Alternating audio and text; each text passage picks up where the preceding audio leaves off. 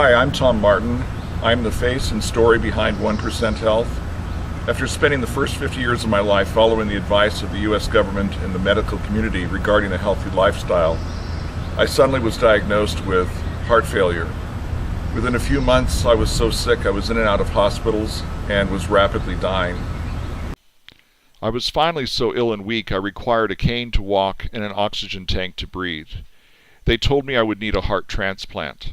I was absolutely against this, yet on the other hand, I was losing ground rapidly. Here I am about 4 months after my diagnosis.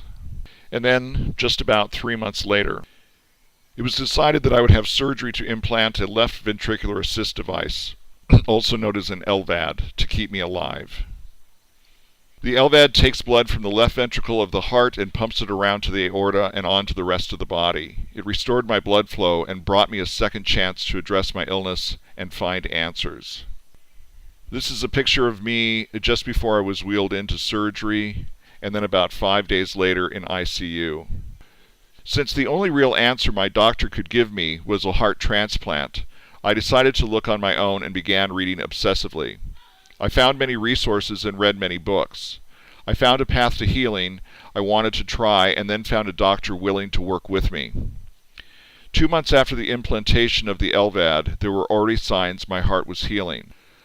I took a 5-pronged approach to healing. The first was I began buying and eating a nutrient-dense diet. The second was eliminating toxins in my life. The third was taking nutrients essential for my body to heal.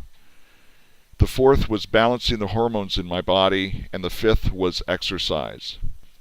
15 months after its implant, my LVAD was surgically removed. I now work to educate others to reach their optimal or 1% level of health. I have written about my journey in my first book, 1%, My Journey Overcoming Heart Disease. Here's my question to you. Do you have some sort of chronic ailment that has lasted more than a year?